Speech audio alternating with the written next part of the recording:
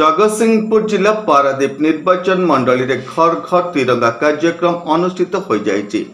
एक विशाल तिरंगा शोभायात्रा मणिजंगा ठारू आरंभ हो रामाटारे उद्यापित होइतिला। एथिरे जोग देइतिले मंत्री संपत स्वाई, सांसद विभु प्रसाद तराई और जगतसिंहपुर बीजेपी सभापति सत्यव्रत महापात्र। आमर प्रिय प्रधानमंत्री यशस्वी प्रधानमंत्री नरेंद्र मोदी जी को निर्देश क्रमे सारा भारत वर्ष रे तिरंगा यात्रा करा जाउची एवं प्रति घरे हर घर तिरंगा माध्यम रे प्रति घरे मध्य तिरंगा पताका उड़ीब। आम भितर जातीयता मनोभाव वृद्धि पाइबा सहित आमर भारतर अखंडता एकता बजाय रखा ये प्रयास आमे समस्ते जानिचे।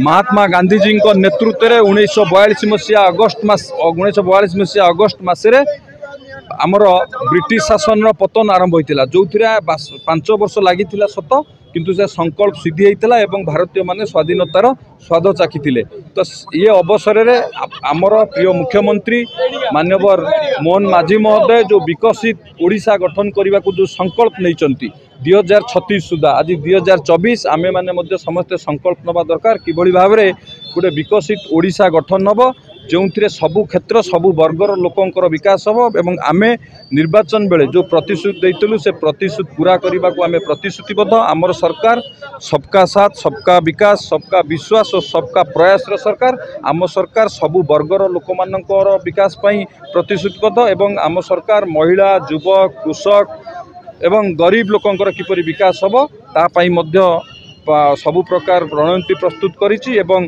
निर्वाचन में जहाँ जहाँ आम प्रतिश्रुति देइथलु आमर जो संकल्प अच्छी 2036 सुधा एक ओडिशा को एक विकसित राज्य में परिणत करिवु। एथिसह बीजेपी कर्मकर्ता जोगदेवा सह तिरंगा 1 किलोमीटर अधिक धरी बीजेपी कर्मी माने उत्साह और उद्दीपना सहित जय श्रीराम ध्वनि रे प्रकपित करथिले। आमर स्वाधीनता दिवस अगस्त 15 आउ 2 दिन पर अनुष्ठित होब। आमर प्रिय प्रधानमंत्री नरेंद्र मोदी का आह्वान रे समग्र भारत वर्ष रे गोटे जातीय चेतना को किभली भाव में लोकों पाखे पहुँचेबा अपर पक्षरे भारतीयता आधार रे दल मत निर्विशेष रे आमे समस्ते गोटे पताका तले एकाठी हो पारिबा सी होती जातीय पताका।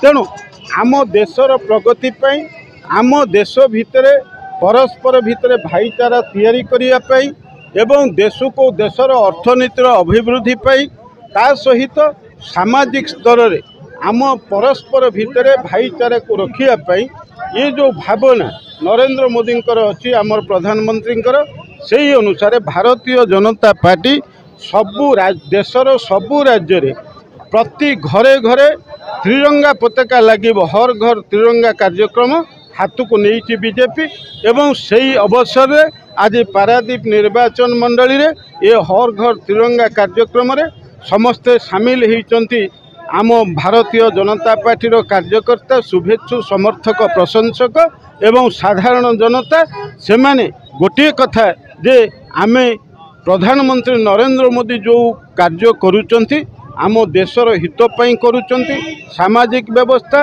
अर्थनैतिक व्यवस्था राजनैतिक व्यवस्था ये सबु क्षेत्र रे किभली भाव में आमे आगु को जीवा एवं परस्पर प्रति आमे सहिष्णु मनोभाव पोषण करी देशर अर्थनैतिक प्रगति के आगु को नबा एवं जातीय चेतना को उद्बोध करिबा ये जो भावना से अनुसार ये कार्यक्रम हर घर तिरंगार कार्यक्रम। तेणु आज पारादीप निर्वाचन मंडली रे ये कार्यक्रम अनुष्ठित। सत्यप्रकाश महांती का रिपोर्ट होली टीवी ओडिया। नमस्कार मु लिपिका आपण मानको स्वागत करछि नुआ रूपरे होली टीवी ओडिया। होली टीवी ओडिया सहित जोड़िया आपण माने लाइक करंतु सब्सक्राइब करंतु शेयर करंतु।